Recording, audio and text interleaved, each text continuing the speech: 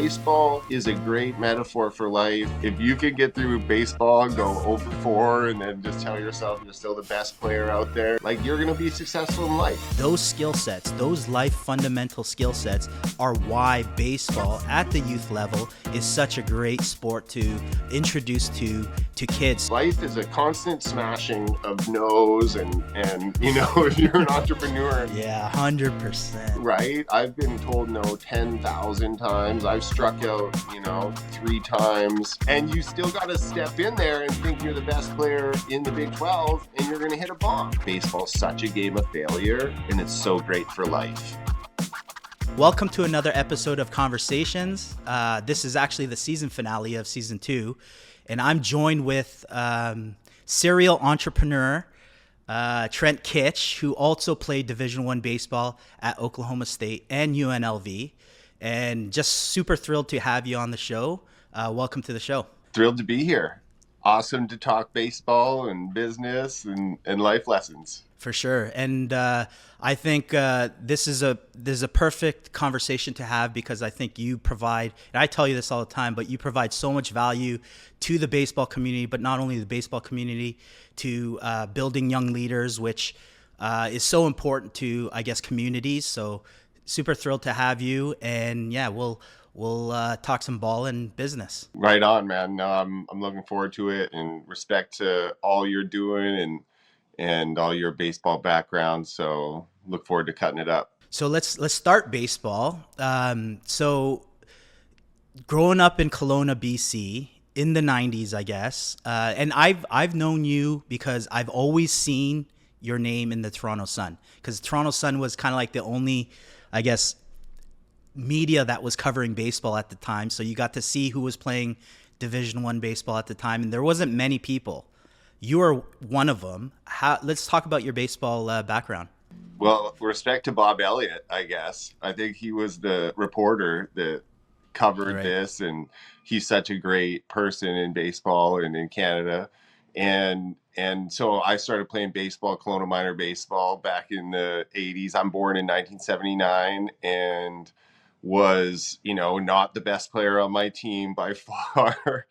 And was, just kind of, I would say, like a little overweight, and didn't really grow into my body or whatever until I was maybe like 15, 16, 17. And over those years, I guess I got better. And the, I guess, break point for me was in grade 11 when I got cut from Team BC, when I tried out for Team BC and got cut. And then that winter, I really dedicated myself to training, got an actual coach for hitting, hit the gym really hard, and really came back in grade 12 with a different ability, and then made Team BC in my grade 12 year, and was fortunate enough, I guess, to play well enough at the, Canada Cup in Stonewall, Manitoba that year. That you got picked at that time for a 40-man camp. And then we went to Winnipeg, and after the tryout, there was, going to be 15 cuts down to like a 25-man roster for the junior national team in Canada. And then I guess that was my kind of big break, is then I made the junior national team in 97, and Coach Hamilton opened a bunch more doors for me. And then I got into Oklahoma State, and, we'll break off some of that, but I got drafted by the Rockies in 1997 that same year. And maybe like many of your listeners, had to decide whether to sign or go to university. And then I made the university decision. So that was kind of like an elevator pitch in my early baseball career. So what was that? You mentioned that decision. Some people have to, I guess, come up with that decision if they had that opportunity to play professional baseball and college baseball at a high school. How did you make that decision to go to school? Well, at that time you're 17, and I wasn't as educated, let's say, as maybe you could be today. Like, the internet was like just cracking off then, right? That was like early Netscape days. But I had seen a couple other baseball BC guys get drafted years previous, or, you know, guys from Ontario. And so I knew it was a possibility. And then uh, getting recruited, I was signed to Hill Junior College in Texas. So that was like my plan, to go to a junior college my entire, say, grade 12 year. And then once I made Team Canada, then basically I got all these offers to go to a bunch of great four-year schools. So that was a really interesting time. You know, I guess I got drafted in June, and then was my dream was kind of to play for Team Canada, the junior national team. And so I didn't sign then, and the plan was to reevaluate it at the end of the summer. And then at the end of the summer, the Rockies offered me a bigger bonus, and, you know, for me to sign after I performed well for Team Canada. At the same time, I was getting, like, you know, great four-year school offers, and met Coach Tom Holliday, who Matt Holliday was on Team USA at that time. So over the summer, I was kind of hanging out with Coach Holliday or meeting him at different tournaments. And so, you know, it was a tough decision, and who knows if I made the right decision now, right? But I guess knew I really wanted to get a degree, and Oklahoma State at that time was always going to the College World Series, and they were, I'd say, the best school that was recruiting me. And so I decided to, you know, 17 years old, go to Stillwater. And I'd never been to Oklahoma before. I'd never seen the campus, but I elected to, you know, not sign with the Rockies and go to Stillwater. I think you made the right decision, just from my perspective. But yeah, so I noticed that you played in your freshman year as someone who is straight out of Canadian high school. What was that biggest, I guess, gap for you to experience from coming from, you know, and it's incredible that you said you got cut from Team BC a couple years before, and then you ended up making it, which is awesome because we're big about adversity and, you know, how you respond to it and how important that is. Yeah. What was that adjustment, I guess, going from that high school to Oklahoma State as a young freshman? It was huge. Like, you know, every one of your classmates that came in with you was a draft pick. All the freshmen were studs, and all the, you know, sophomores and juniors and seniors were incredible players. And many of them went on to, you know, pro careers. And I think the biggest adjustment was age and strength, you know. So when I got there, our left fielder was, I think, like 24 years old, and I was like 17, and he had played at a junior college for so many years. And then I think he was probably, you know, an example of guys that were grown men that you're playing against. And like Tony DeLuca, our first baseman, when I first saw him hit bombs, I was just like, that guy's amazing, you know. And so yeah, it was just like, and that team was really, and that program was really based on power hitting. Like, that was the theme of the team. And then my college roommate, luckily, was Matt Smith. He just became my, you know, one of my best friends in life, and my roommate at Bennett Hall. And he ended up being a first round pick, or a sandwich pick, with the Yankees a few years later, and, you know, like all-time leader in strikeouts. And so there was a bunch of stud pitchers. Every day was a competition for at-bats. Like, you know what it's like at Houston or For sure. some of these great programs. You're competing against the best prospects in the country. They are all there because they want to go to the College World Series, and they're all there because those programs get all the draft picks. And you know, it was playing in front of thousands and thousands of people versus, you know, Elk Stadium was a big difference. But, you know, we could tell a few good stories of Stillwater days. And then so I noticed that, you know, you only stayed at Oklahoma State for 1 year, and then you ended up transferring to UNLV, because right now the hot topic in college baseball is the portal. Mm-hmm. We didn't have the portal. No. You had to kind of play by the rules, but what I guess motivated you to transfer to UNLV? So yeah, I played my freshman year at Oklahoma State, and I did actually play my sophomore year there too. So I played Okay. 2 years of my eligibility at OSU, and then I guess when I was in high school, I was getting recruited by a lot of the West Coast teams. Arizona State, Washington, Pac-10 schools, and kind of WAC schools, Mountain West schools, and so when I was thinking about transferring there, I kind of, back in the day, there wasn't a portal, like you say, so you kind of like reach out to the coaches that you used to or wanted you back in the day. So that was basically what I did, and said I was interested in transferring, basically just with the knowledge of I wasn't going to catch at Oklahoma State, and also it was as we just discussed, a very competitive place. And I loved Stillwater and I loved the people in Oklahoma, but at the same time, I was, quite far away from Kelowna, or, people that I was close to. And so I just kind of wanted to change the scenery. And being a Canadian, actually, another part of it was like I wanted to go to like a warm place. Right. So where I thought I could, develop a little bit more all year round.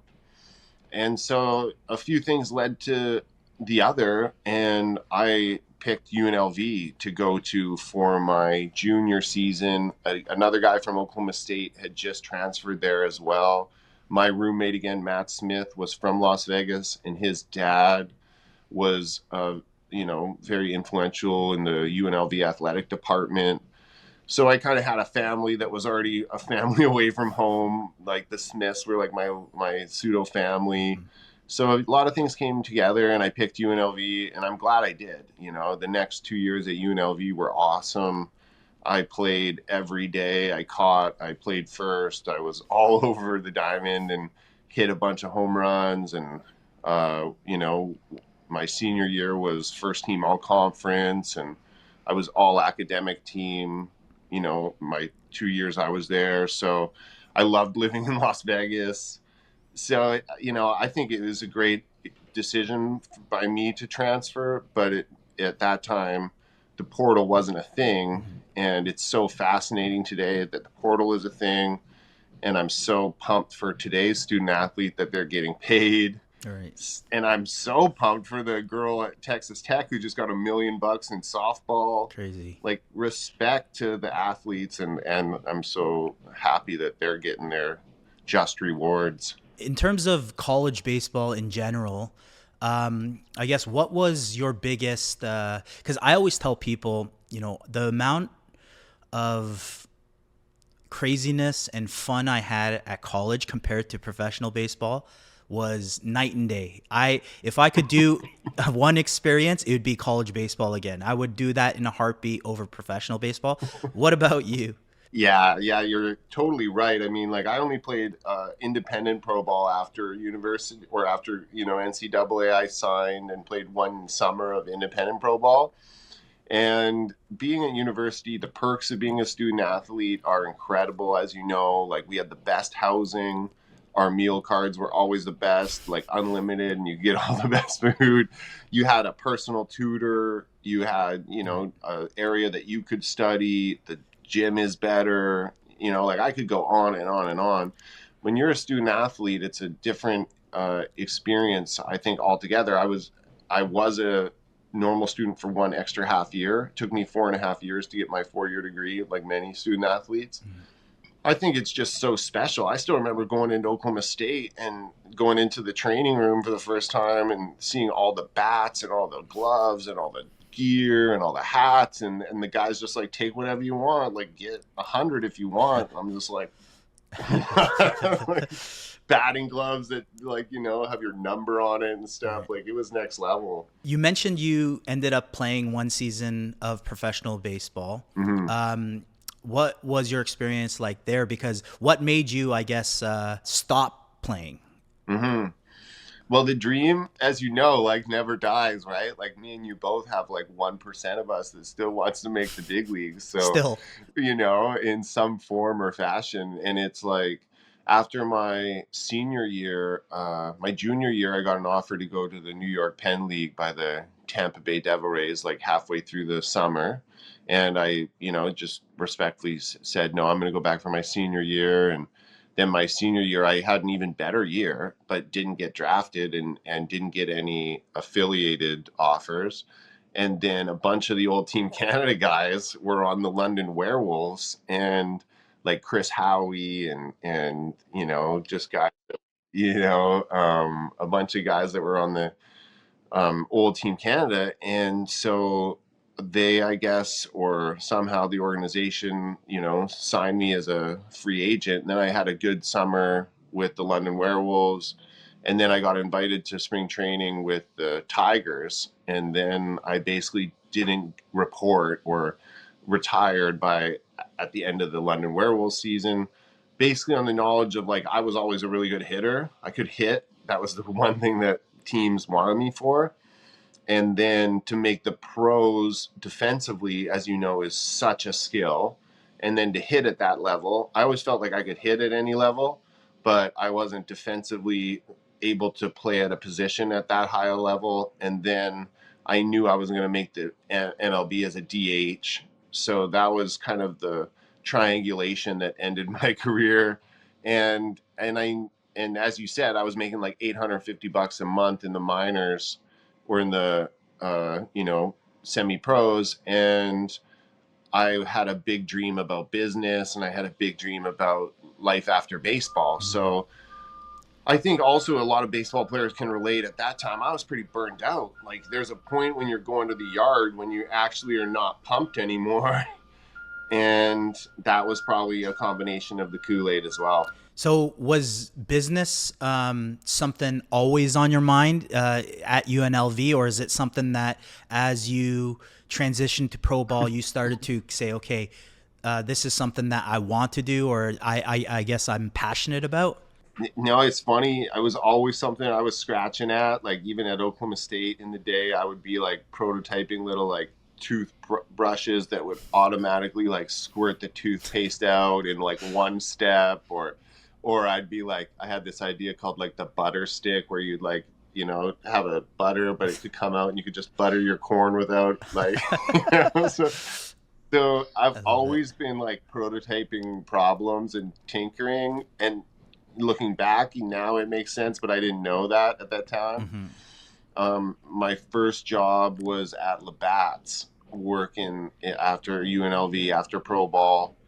I got a job at Labatt's just by luck, again, kind of connections and sports helped me. And that was my first job. That's where I learned a lot about branding. That's where I learned a lot about consumer packaged goods. And it was the seed that became like the water for all my success in SAXX and DOJA. Okay, let's talk now about the business side of things, because this is where things get very interesting, because this is, I think, where I actually met you during this, I guess, time period when you founded a company called SAXX Apparel, which everybody knows about now. But I've been a long time customer ever since almost day one when I heard the story, because they were super comfortable. But let's go back, because there's a lot of people that might not know the story of SAXX. What is SAXX, and how did you kind of come upon it? So it was the summer of 2006, and I was fishing in the Queen Charlotte's at the Queen Charlotte Lodge with my dad, and wearing those big red ocean suits that you wear, like on the Deadliest Catch kind of thing. And I was in the front, like, triangle of the boat. So I'm in the front of the boat just for like 3 days, and my like, package is just uncomfortable, as all guys can relate.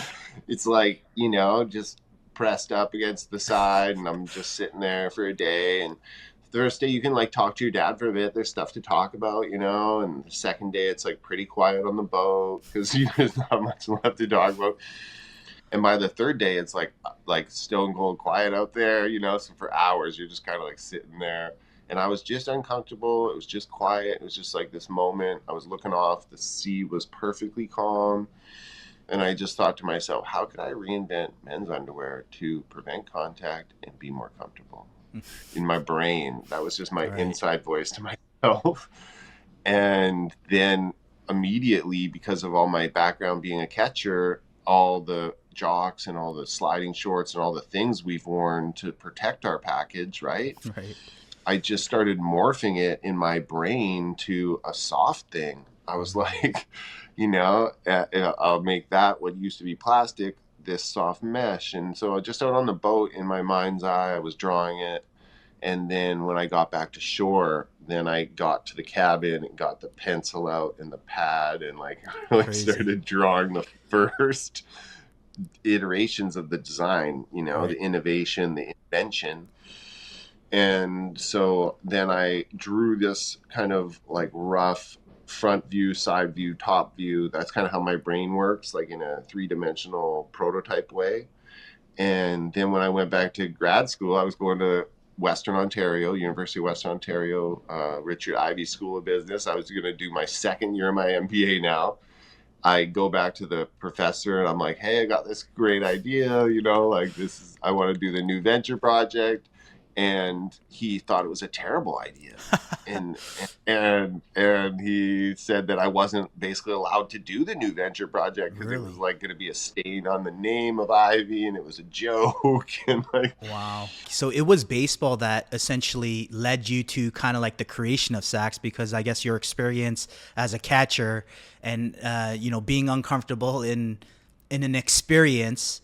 And the reason why I'm adding this is it like every entrepreneur sees it as problem solution. Every good entrepreneur, they don't see it as, oh, I have a business idea. It's more, I have a problem to solve, right? Yeah. I always tell entrepreneurs it's problem recognition first. And if you recognize problems, then basically curiosity is next. Okay, so then you're like curious about problems. And then if you can think about solutions, now you're, step 3, then hopefully a lot of people have that problem is what you're looking for. And you just go down from lily pad to lily pad, and hopefully along the way you're reinforcing and proving truth that your idea solves a problem, and that maybe hopefully there's some repeatability, some way that the product or service that you're going to solve the problem with, the customer can come back. And so I kind of have this little like checklist of things that I think about on the whiteboard, which is a dream business, But yeah, ultimately entrepreneurship, and in one word, is problem recognition. Nice. That's wild that I guess your professors thought it was a bad idea, but that's the ironic thing is you're going to have an incredible, it's not saying that they didn't believe in you. It was just from, I guess, a logical standpoint, didn't make sense necessarily, but to you, it made sense, correct? Yeah, it was just like, kind of, I felt like if I created this idea or if I could make it real, then I could test my thesis, try them on, give them to, friends, family, see what people thought. I think it's really great for entrepreneurs to have their idea and be, beautifully passionate about what they think is the best creation, and then listen to the customer and then iterate and make it better. So like, whatever your idea is as an entrepreneur, go with that. And then as you're out there and offering it to people, then really listen to them. And just like I did with SAXX, made it better. Instead of it being like a totally sports performance underwear, which I thought it was going to be, more people started wearing them every day. And so then I started making more cotton ones and more bamboo cotton ones and different leg lengths, all because I was just really listening to people versus saying like, I'm just a sports performance underwear, for example. The bamboo one was one of my favorites. I remember when you launched that, I was like, this is super soft. This is what it needs to feel like.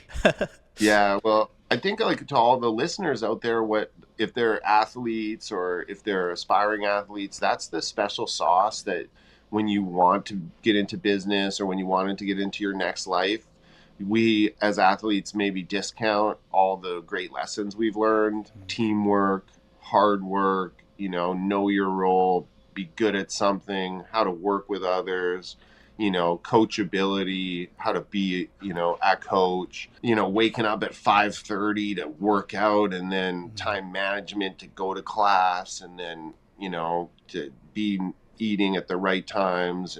And so I think there's so many things that student athletes, you know, male and female, can use to their advantage over the marketplace if they give themselves a bit more credit, because we all surround ourselves with athletes and other people like that, so we think everyone maybe is like that too.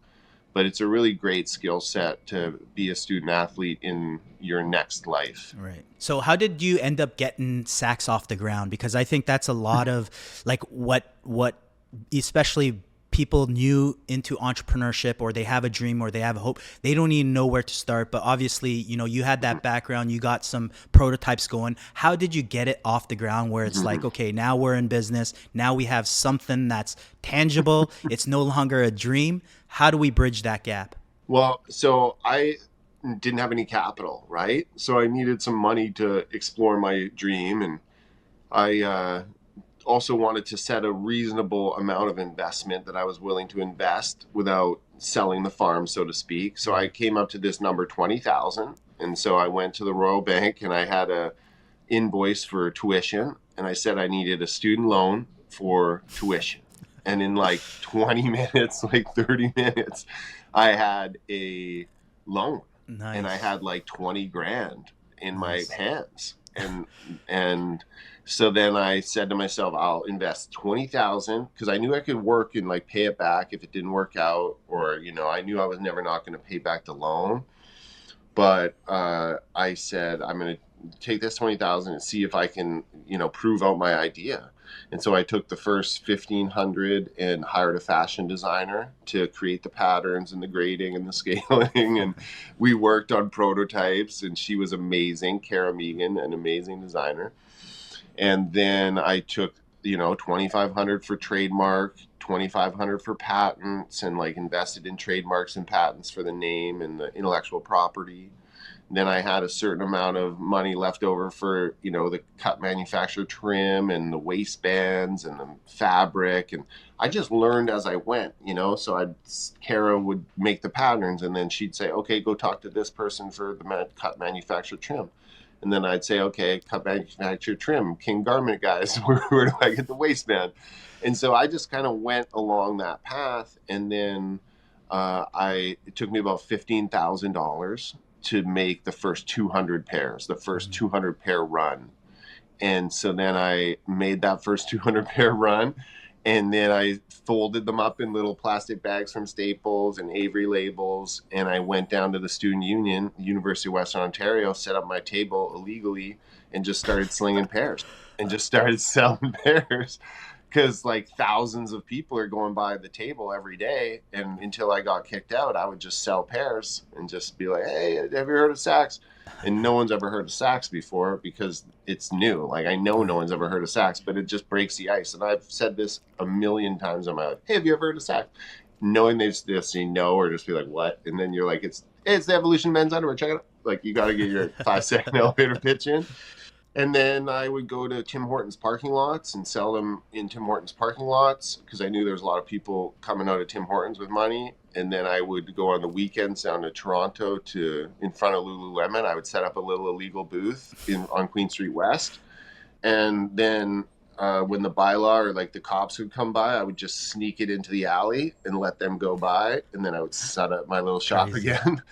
And as people would come out of Lululemon, I knew they had big money because they were spending at Lululemon. I'd be like, hey, you want some underwear? Like buy it for your husband, your boyfriend, or whatever. So I'd sell a bunch of pairs to girls. And I learned that girls would buy a lot of pairs for their, you know, husbands, boyfriends, you know, gifts. And in about like 2-3 weeks, I sold my first 200 pairs. And then I was off for Christmas break. Then I came back from Christmas break and I had enough money for 400 pairs. So then I made my 400 pairs. And then same thing, started selling them at different locations. And as you see, then people would come up to me and be like, hey, you're that underwear guy. Can I get a pair of SAXX? Or like, hey, can I get another pair of SAXX? And when people would say, can I get another pair? I knew I was onto something. Right. It's crazy how you mentioned too that you didn't really know what you were doing at the time. And I think that's something that a lot of people think they need to know all the answers before they even start. Yeah. Right. And I think a lot of people have that misconception. I'm the same way. It's like when I was building, I had no clue what I still don't. As I go, I get better. I learn, you start to realize, why people, would want to buy stuff off of you. And then you realize, oh, I'm learning as I go. But a lot of, I think, younger people, they think they need to know it all before it starts. So what do you say about that? I don't know how to sew, and I didn't know how to make a pattern, but I think what we all need to be able to do now, and even more in this like ever-changing world of where like the skill is maybe available in prompting, or where you can get the technical shovel dug for you. I think it's about creativity. And when I felt really dumb in like management science class at grad school, and this really great professor John Wilson said, basically it's not about like knowing how to get the answer, it's about knowing what question to ask. Like, what is the first step actually before you figure out the next step, and like really be on that creative tip, or what is the information you need. So I think that's really where I was coming from with SAXX, and I think I encourage all entrepreneurs to try their thing maybe before going to school for it. And getting a mentor. I always recommend people either through your alumni association or just through, going to a trade show. You can find someone who has experience in that industry and hire them. I pay consultants all the time, or pay people all the time who have 20, 30 years of experience or the social capital for their network, because I'm never going to be as good as designer as Kara Megan. Even if I spent the next 10 years doing it, then I would have just been starting SAXX, today. Right. So one big marketing thing I remember about you and SAXX was an appearance on Dragon's Den. Yeah. How important was that, I guess, that pivotal moment? Because you did pitch to some big time players at the time, and Dragon's Den was pretty brand new show, or the whole concept before Shark Tank came out. Yeah. This was kind of like a show that was very new. What was that, the whole thing to you? It was a huge big break, man. It was a major big break. Like we were so lucky to be able to sell online before that, maybe like $1,000 a day, or like, $2,000 a day or something. And then we aired in October, and we had our, watch party. And then the next day we sold like 40 grand on our website, and the next day was like 60 grand on our website. And so Dragon's Den was a huge boost for us. And then we also got the Armchair Dragon Award the season later for like the best deal that didn't get a deal. And so we got $50,000 as a prize. Amazing. And so, I don't think there's any downside for entrepreneurs to go on the Den and to try out and audition. I encourage them all to do it, because you're going to get critique on your pitch. And if you get on the show, you're going to get national airtime. And then if you get on the show and get a deal with the Dragons, then that means you probably have a really compelling, great business. And there's a lot of dragon businesses that have been very successful, that have gone through the Den. If it's mine, or for sure, Smart Suites or Hush Blankets, or I could go on and on and on. There's a lot of great Canadian stories that have been propelled by the Den, whether they got a deal or not. Amazing. So I want to fast forward a bit, because I want to get into your other business. But before, I guess, DOJA, how did you end up exiting SAXX, and what was that decision where it's like, okay, now's the time to kind of like, I guess, leave what I was doing, and now I'm going to pursue something totally different? Well, the thought was to always, be brand specific, and what's best for the brand vis-a-vis is the best for me. And I always wanted to get it into the hands of people with more experience and connections and distribution, specifically to like blow out its potential. And so we had a distribution agreement, and ultimately we sold the 90% of the company to our distributor. And they, did just that. And then we retained 10%, and then we sold our last 10%, a number of years later.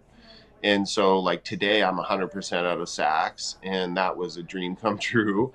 And we've been able to satisfy, and make the investors who were early investors in SAXX, very happy. So it's been a great experience. And then I was able to take some of the capital from SAXX and keep my kind of ears up and eyes open for opportunities. And when the federal legalization in Canada for cannabis came around, myself and a guy from SAXX, Ryan Foreman, and my wife Rhea, we co-founded at that time what was called Northern Lights Cannabis Company, but ultimately became DOJA Cannabis Company. And we're fortunate enough to learn a lot about timing and luck at that time. And we took that company public in 2016, and then we were purchased by Canopy Growth in September of 2018. For those that don't know, I'm going to throw out the number because it's crazy. It's public information anyways, but $630 million is nuts. But what I see from that is, the belief in yourself that there is no limit. When you go from SAXX to something even bigger, and I'm sure it wasn't, we're doing all this because we're thinking about a 630 million exit at DOJA.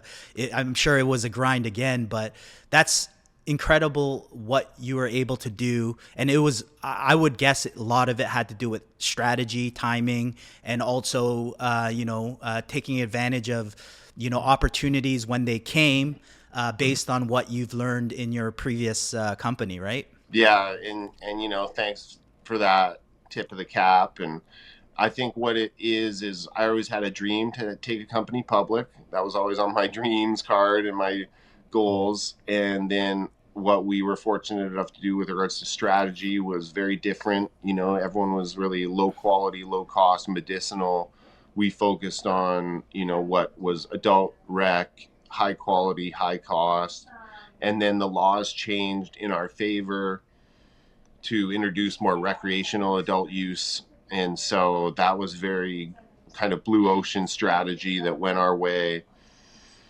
And then we were also like, I always recommend entrepreneurs to try to be like a little pirate ship. Just try to do all the things the big guys aren't doing, or the company that you hope acquires you, how do you fit into their future business? And so that was Canopy Growth for us. That was on the whiteboard. They were the, Nike of the space, so to speak. And we were the British Columbia brands, and we were doing retail and stores. And so when the time was right, we were just kind of pesky enough to be on their radar. And we were going to do a large acquisition of another company. And we did a strategic investment of $10 million from Afria, which was one of their main competitors. And so you're right. Yeah, there was all these strategic moves that were happening. And at that time, the cannabis trade was very speculative. It was very about the future. And we got acquired by Canopy Growth. And while we were waiting in the weeds, we took an exchange ratio for the shares, and they got acquired by Constellation Brands during that time. And then that's really what doubled the value of our transaction. And so there's always like a lot of luck in there for people, right? I've been lucky. But I also say I've been on the field. I caught the tip pass because I was out there in the corner of the end zone, just on the field, right? Right. You just got to show up. Yeah, and that's standard. Yeah, I think you make a lot of your own luck, But if you're not out there, you obviously have no chance to get lucky. And so we definitely had a great business then, and DOJA's still a great brand today. It's doing really, well. So I'm definitely look back at that time with a lot of fond memories. But again, also it was guys that I played baseball with too, like the CFO, the guy who came in and really was instrumental in our success. Jeff Barber was my teammate and third baseman for like 3-4 years when we were growing up. And then I saw him at BNA when he's at home from the summer. He just semi-retired and sold his investment bank in Calgary. And I'm like, hey, we're starting this cannabis company, man. You should join up. And then he like makes an investment, and so, you know, baseball again was a big reason why DOJA was successful too.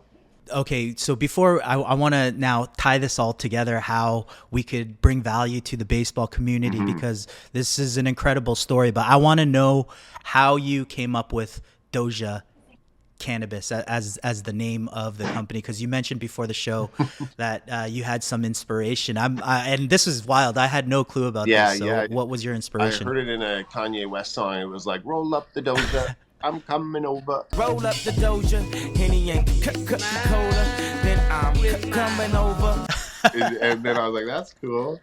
But, you know, and I guess just to like bring value to the baseball community is the thing that's really helped me over the years is setting the sail. So, you know, like every year I kind of write down, or every 16 months, write down my dreams, my goals, try to make the decisions, you know, that you today, current, you know, Trent is going to make a decision that future Trent will thank him for. And so that's this tool that I've carried around since UNLV days, like since Oklahoma State days, actually, where I set like some health goals or the things that are my values, things that are important to me, education, you know, if it's career, family, the things that are important to me. So I would share that to your viewers. Try to, you know, write down the things that are important to you. Write down, you know, the places you want to go next year, the people you want to meet, the financial goals, or, you know, the wall you want to build around your family. And then, you know, over the year, take action, take some steps, you know, to do that. And so that's a jewel I'd love to share. And I started a newsletter called The Fountain, and we talk about dreams cards in there. And it's at, you know, www.trentkitsch.com. And I do public speaking and I do seminars about that. So that's something that I love to share with people. And then I think to the baseball community, it's like to all the young athletes out there, dream big, you know, believe in themselves, and that baseball is such a game of failure, and it's so great for life. Right. You know, like if you can get through baseball, go over 4, and then just tell yourself you're still the best player out there, and get up and go out there tomorrow and, you know, get 2 hits, like you're going to be successful in life. Life is a constant, I love that. constant smashing of no's, and you know, if you're an entrepreneur, 100%, right? I've been told no 10,000 times. I've struck out, you know, 3 times in front of 18,000 people at Bedlam Series against OU, and you're going up there the 4th at bat, and you're gonna fucking maybe strike out 4 times. You're gonna get the old sombrero. And you still got to step in there and think you're the best player in the Big 12, and you're going to hit a bomb. Like, that's just what it is. Right. So baseball is a great metaphor for life, and I seriously tip my cap to the Canadian athletes who are doing it, because, you know, we are not playing in Florida climates and Texas climates. And, you know, the guys that you've had on the show who I've watched your episodes that have made the big leagues, like, so inspiring.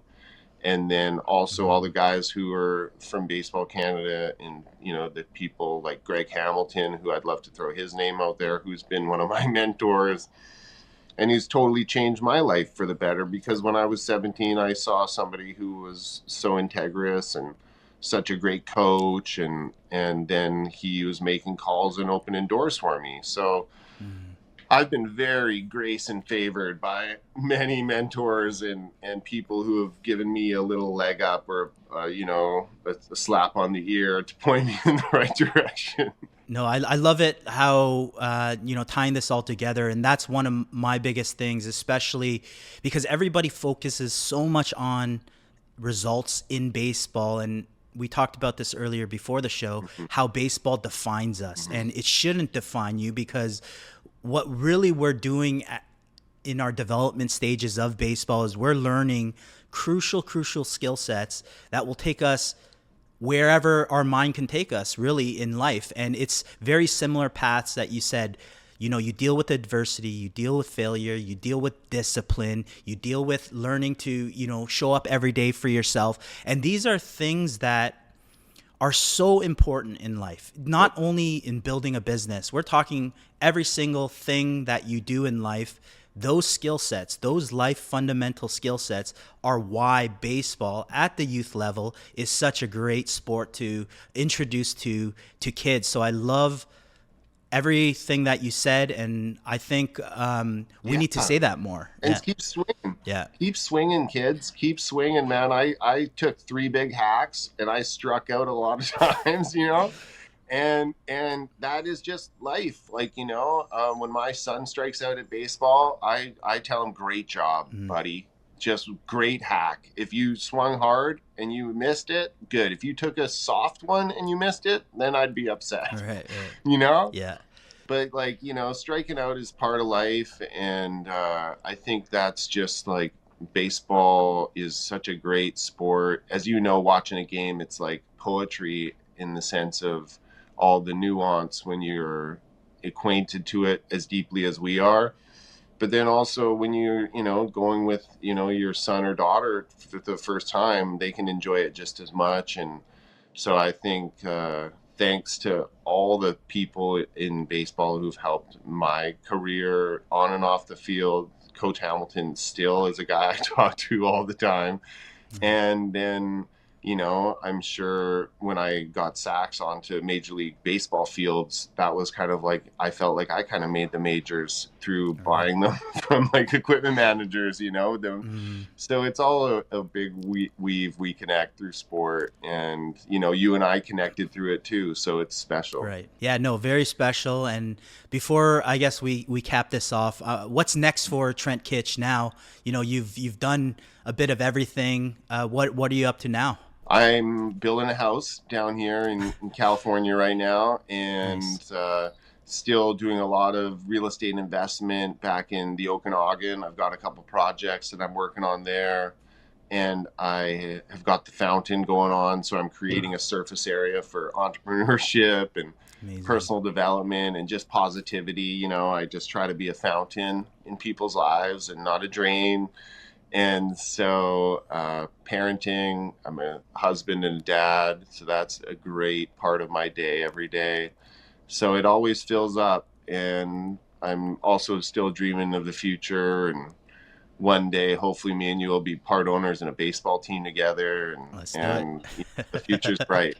It's such an honor to have this conversation with you. I know time is very valuable, and, you know, I respect you and your hustle. I've been in the front stands, the front seats, watching this from a third person perspective and living life too. But it's been an amazing journey for me too, to watch someone like you who've, you know, started with, I guess, a bad idea in the eyes of some professors to totally changing your life using baseball as that foundational element. So, Yeah. You know, kudos to you, and, you know, thank you so much for spending the time with me. Thanks for creating the surface area as well, and let's give another shout out to Bob Elliott wherever he is, and just continue dreaming big, athletes and entrepreneurs, and the sky's the limit. You know, just believe in yourself, and every day put a little sand on the anthill, and someday it'll be a mountain.